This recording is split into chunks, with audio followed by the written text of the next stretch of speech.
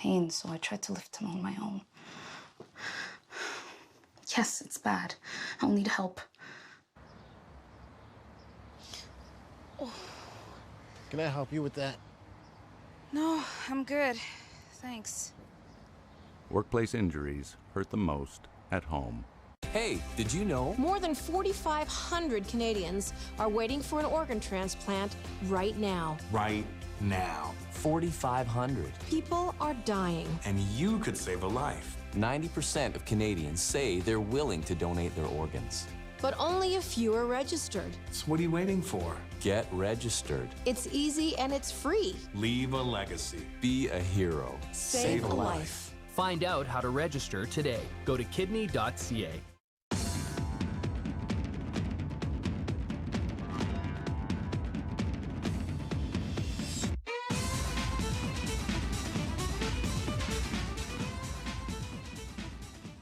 Hello, everybody. My name is Jason Piercey, and this is Out of the Fog. Today, we are going to speak to longtime professional comedian, super funny man, super family man, and cancer survivor, Mr. Steve Coombs. And I don't know if you've seen any of his stuff or you've heard about his story, but he put it all together very recently for a one-man show that's going to go on tour across the arts and culture centers across our glorious province.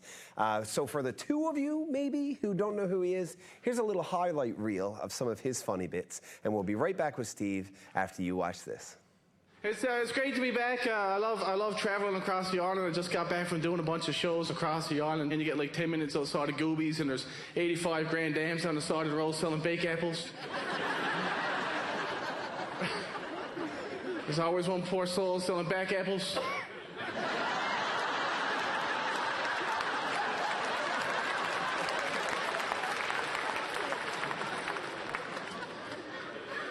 Stay away from the back apples, people.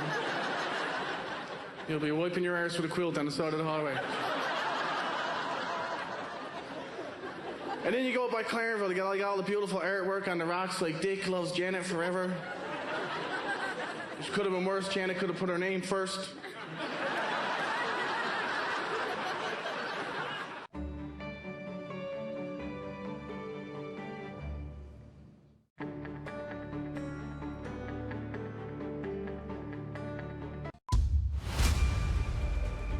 We got a mission.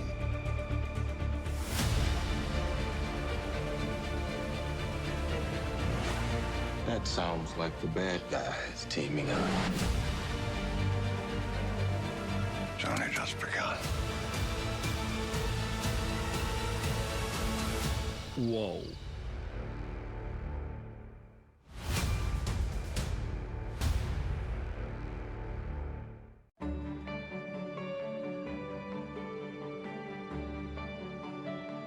You're watching Rogers TV, St. John's.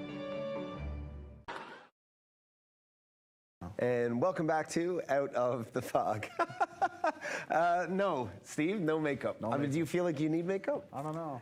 I'm looking in the camera. I'm thinking maybe you can do the white balance off my head. Yeah, exactly, right? Yeah. So we're going to talk about Here and Now, your one-man show, and it's funny, but it's not just laughs. It's sort of like memoir-ish, kind of, in some ways. Yeah, it's a good balance. It's been a 5-year labor of love coming up in 2020. I was diagnosed back in 2015, June 23rd. 17 years to the day my sister was diagnosed with stomach cancer. That's an interesting fact. It is. It's one of these things that all throughout my process, I've always had signs. Yeah? Whether you're looking for the signs or they just happen to come to you, it's, she's always there. She's on the poster, and she figures prominently in the show and throughout my life. So, and along with my family, you see the girls there as well, and Ange and my brother. So, yeah. They're all hanging out? There's a lot of elements there. All inside your head? They're, very, very Monty Python-ish. Yeah, it is, isn't it? Duncan Major did the poster last year for us after listening to a recorded transcript of the staged reading before we did the production in 2018, and he came up with all that imagery from the show, and I was really happy with it. especially the yellow, because that's pretty much the color I was when I was diagnosed. Yeah. You're not far off of that color now, Steve. Not far off. I really like what Andy Jones has to say. It's salty and it's saucy. Salty and saucy. Andy was a huge help. Initially on, early in the phases of the project, I met with an acquaintance of mine, Deanne Foley. She's a local director, filmmaker, fantastic lady, and she set me up with Andy, put me in touch. And Andy was generous enough to spend a day with me, listen to my whole story, laugh, cry, share the experience. And, you know, early on, that's who I was kind of earmarking as I'd like to have on board to help me direct and navigate my way through the world of theater. And Andy wasn't available, but he put me on to Charlie Tomlinson, and Charlie directed many of Andy's shows. And over the past 4 years, Charlie has become a very close friend, a good confidant, and a great guide through this whole marriage of stand-up comedy and theater. He's been fantastic. So for anybody who's watching now and they're like, well, who's this bald guy? I don't know who this guy is. Steve Coombs, been a comedian for a long time, professional comedian for a while. Yeah, 10 years. Yeah, it's treated you well. You've got a few little bits or shticks or whatever that I guess would be, up until this, maybe are your legacy so far. Yeah. Like we have a clip I think that we're going to show a little later on, the 50 Shades of Bay thing. 50 Shades of Bay. Yeah. So like you have a couple of different things that have worked out really well for you, and then, like you mentioned, got diagnosed with cancer. Right. Pancreatic cancer, right? Initially, it was pancreatic cancer, but that's where they found it. It was a tumor the size of a tennis ball. As you can see in the poster, I'm holding a tennis ball, and that was wrapped around the head of my pancreas. So I pretty much turned jaundiced one day. I wasn't really sick. I was a bit tired and had some pre-show nerves because I had some shows coming up, and my wife noticed that my eyes were starting to turn yellow, which if anyone's out there and you're looking for signs and symptoms, don't go to Google, because Google automatically gives you cancer.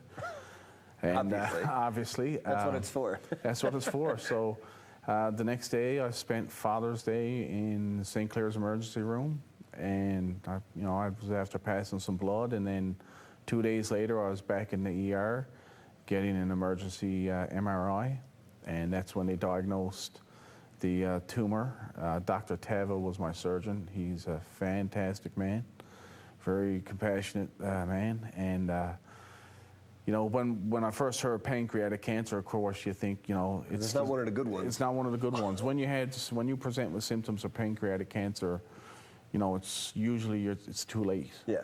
However, almost off the top, it was kind of like, you're different, we'll take it out. I was like, okay.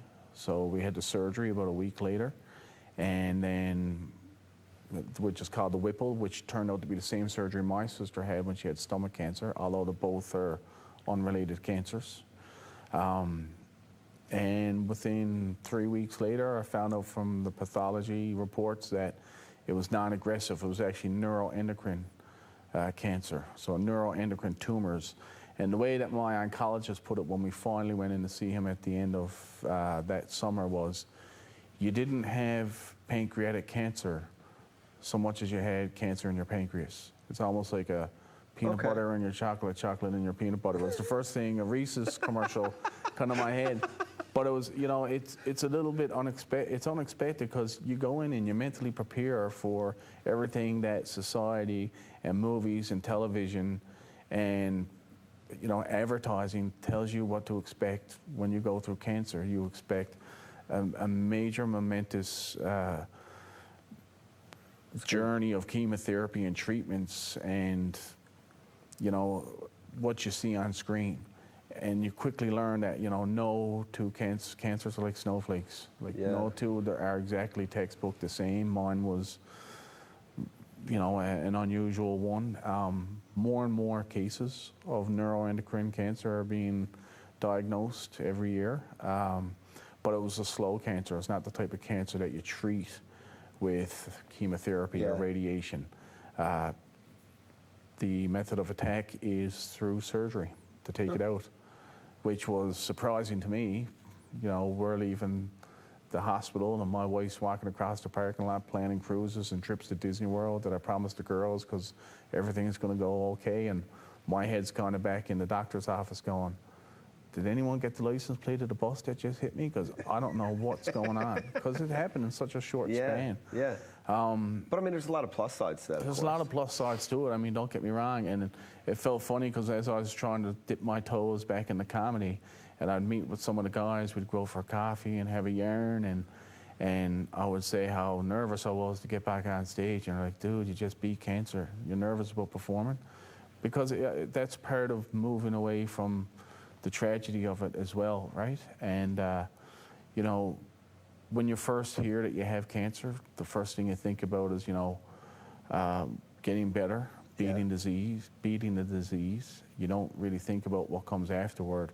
But once I had that moment when we were leaving the oncologist's office, even though everything happened within a short span of a summer, literally from June to August, I had the realization that I needed to get my head screwed on straight and start analyzing, you know, where am I supposed to be at the end of all this? And you don't have anyone that can just, you go into a counselor's office and expect someone to write it down on a piece of paper and say, this is what you're going to be. Yeah, but it's all in you. Like you're the one that needs to. It's up to you, and it takes a lot of mental Olympics and mindfulness and trying to remain present in the moment, not look too far ahead. And through that process, that's when I started to realize, you know, I would really like to write about my experience and share it with as many people as possible. So is that therapy? Is this show your own therapy? It was my own therapy. It was an unintentional therapy, one that I used to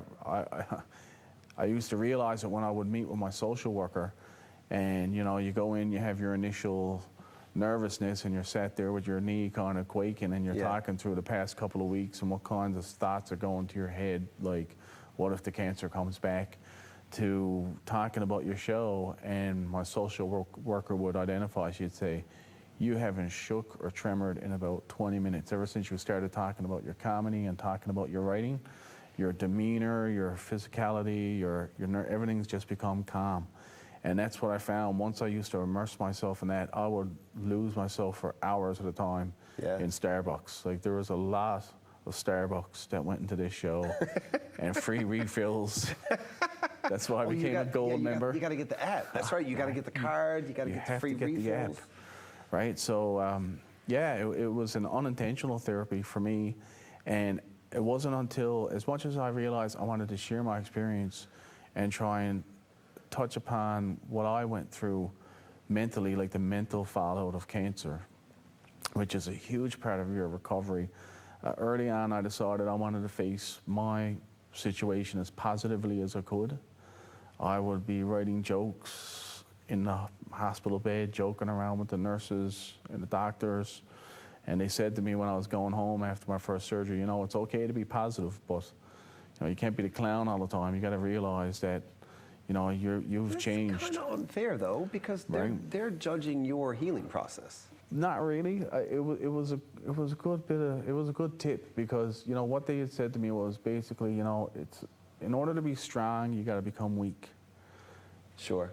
Or allow yourself to be weak, and in order, you know, vulnerable, perhaps. Vulnerable, right? Like, I joked early on, like when I was diagnosed, I said to my wife, I said, my God, if I can get 15 minutes out of a vasectomy bid, I should get like a Netflix special out of cancer, right? And that's kind of where the show came from. Sort of what happened. That's what the idea was. I was trying to think of a screenplay type of idea. And the more I talked with my colleagues and Deanne and other people, it was kind of like, you know, stand-up's in your wheelhouse and performance, so you really should angle it toward a one-man show. Yeah, talk about it, That's how it evolved. And after doing this show last fall, and the folks at the Arts of Culture came to see it, they approached me afterwards about doing a residency. So I did an Arts Connector program last winter, where we interviewed the different regional health authorities across the island, trying to identify if there were any existing programs, even with the nonprofit organizations, where people are using art therapy or creative writing. Oh, wow. That's a great idea, yeah. And through speaking with my social worker, I got connected with a lady in Toronto, Dr. Sharon Bray, who is a 20-year breast cancer survivor and a heart failure survivor.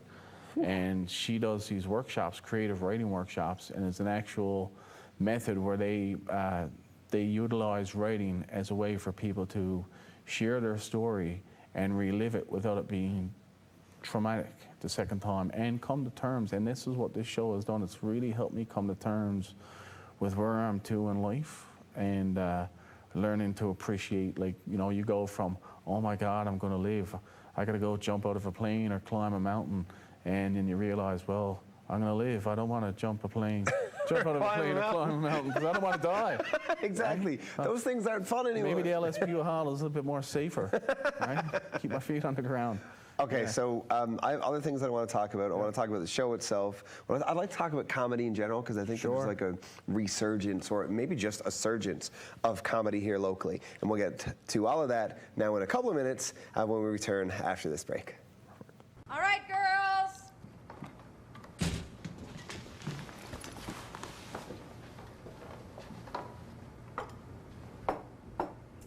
Mom, you said it's played again.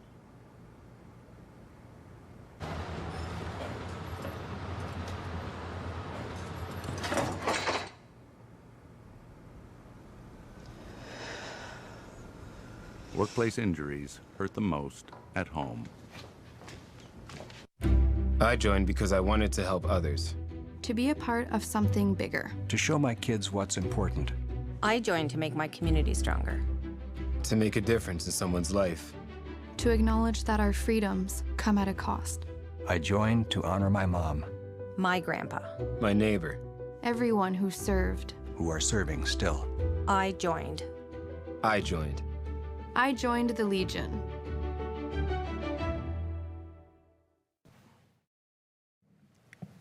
And welcome back to Out of the Fog. Okay, that's enough talking about really funny stuff like cancer. Yeah. Right? Yeah. Good old hilarious cancer. But I guess there's a bright spot. You didn't have to go through chemo, so you didn't lose your hair.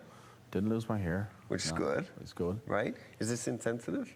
No, it's not insensitive, because it's funny, because when I was first diagnosed, and immediately everyone kind of rallied together, as we do as a community. Yes, of course. And they planned a fundraiser up at Yucks when it was open at the time, and sold out immediately. They added a second show, sold out, and I even joked at the time, I said, wow, my first big show, and sold out, and I don't even get to play it. I got to watch it from the hospital.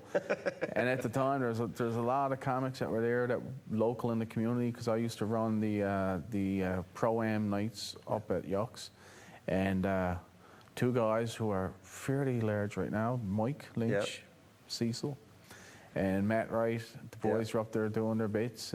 Pete, Susie, John Sheehan, Paul Warford, a lot of guys, and Matt was the only one. I was just kind of sat there in the hospital bed watching it from the iPad, myself and my wife, because they had live streamed it for me. And Matt was the first one to come out and say, well, at least you don't got to worry about losing your hair. Yeah. And it just kind of broke that tension in the room, and everyone just killed him. I laughed, right?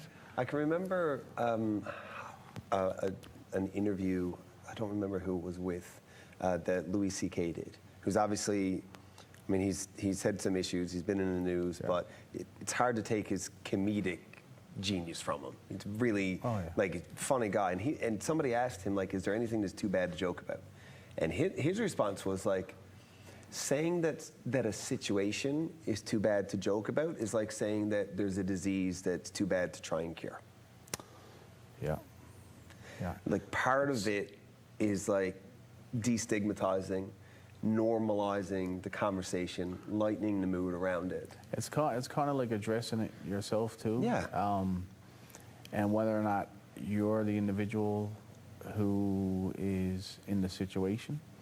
You know, Matt's ball joke was great because it removed that tension, and once that was removed, everyone just kind of lightened up a bit more. Because enjoy the show. Right, that was the first show when it was kind of like, you know, how's Steve going to make out after the surgery? I joke about it myself, and when I was writing the show, you know, there was a bit of difference between writing the show and going up and doing stand-up, and I would find that trying to pull cancer out of the hat as a joke, I used to joke with people, and I would say, you know, I'd lay a cancer joke out there, and they'd get tense, even though they knew it was me who was the cancer patient. I would say, like, hey, look, it took a lot of cancer to write these jokes, right? So I hope you laugh at them. So that will break the tension as well, right? It's, you know, that's very, very true. Like, relax, guys. We're here to enjoy the show. It's okay. Yeah, I mean, there are taboo subjects in comedy, but a lot of it boils down to having that skill at the same time to be able to finesse it and walk a fine line.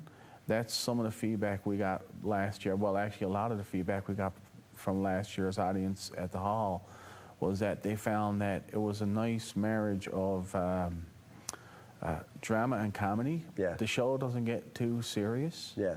And just as it starts to dig a little deep and kind of tug at your heartstrings, there's a nice right hook just to make you laugh and break that. Yeah. And that's what comedy is. Like, I told people before, like, it's like the bare naked ladies lyric. I'm the kind of guy that laughs at a funeral. Yeah, yeah. I've always used humor to address tension in my life, or awkwardness or uncomfortableness. You see a lot of it, like in The Office or Ricky Gervais type of humor as well. So that's why I think it marries well with this situation. The way this show presents itself, you get like 20 minutes of like a big stand-up show, then it evolves into a one-man show, but it's a marriage of you know, happy and sad, but at the end of the night, you're leaving feeling really happy on a positive note. It's entertainment, right? It's entertainment. Yeah. It's pure entertainment. Yeah. So, what can you tell us about the show itself? Like, if you were pitching to somebody why you need to come see this show, like, how does that conversation look? Whew.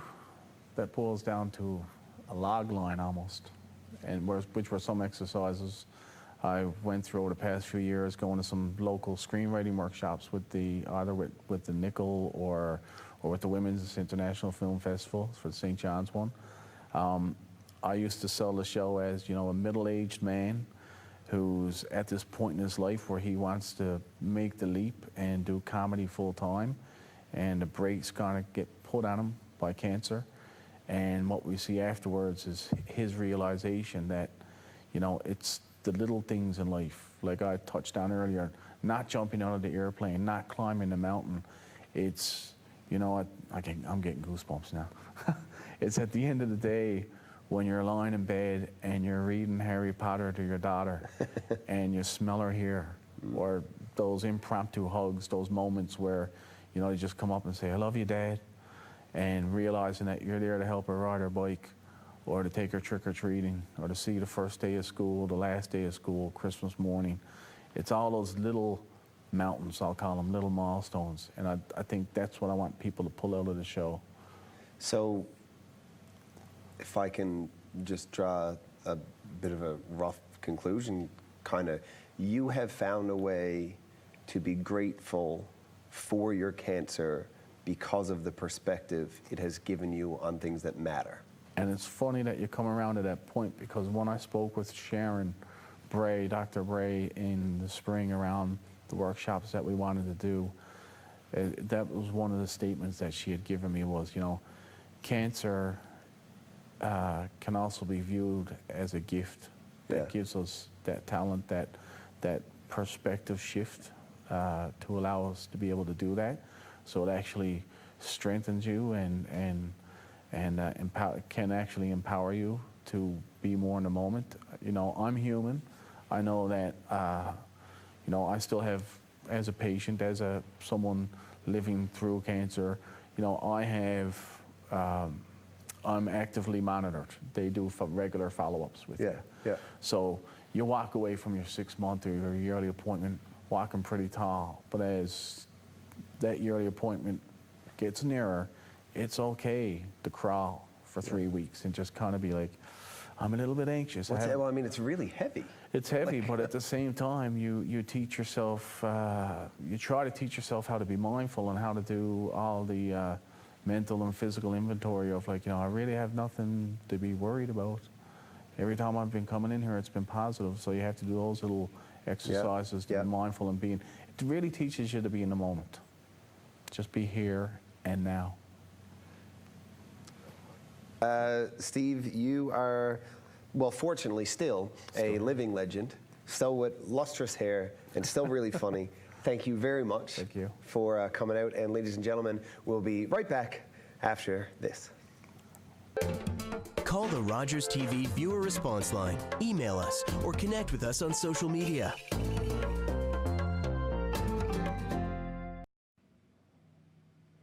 Welcome back to Out of the Fog. What a guy, Steve Coombs. What a story. It's so heartwarming to think that somebody could find so many blessings and so much perspective from something that otherwise is just nothing but darkness. So for him to take so much love and appreciation for the little things in life and for his family out of a cancer diagnosis, like, that's a man to look up to. So he has assembled all of this into this really cool one-man show, and you should go to stevecoombs.ca, you should go to the Arts and Culture Centre, you should buy your tickets and go see the thing. I know for sure that I am going to. Now, as we say goodnight, thank you for paying attention and for watching. I told you we would drop a little stuff in here, a little snippet of his 50 Shades of Bay bit. It's totally worth watching. Enjoy it, and we'll see you next week. We don't have a really good Newfoundland romance novel. So I thought I'd try my hand at it. Do you want to hear an excerpt of it? Yeah? For 50 Shades of Bay. Donna had just gotten home from the plant. Ambrose Vickers had just tied up from crabbing and his load was low.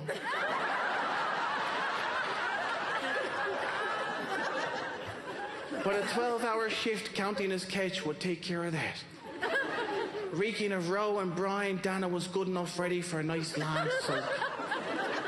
So she filled the tub with hot water and chantilly suds and took a good long haul off her cigarette. Slipping into the tub, she nestled the ashtray on the plush lime green toilet seat cover.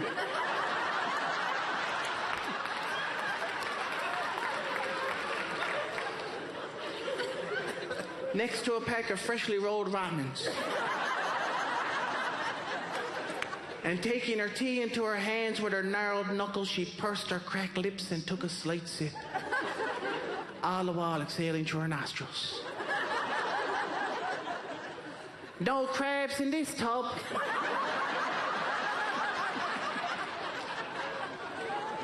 And then there it was, a creak on the floorboards and the sound of stocking feet shuffling across the hardwood signaled that Bernard was approaching. The air was close and steamy, and the stale, sultry smell of smoke mixed with suds hung in the air. It was like an evening in Paris.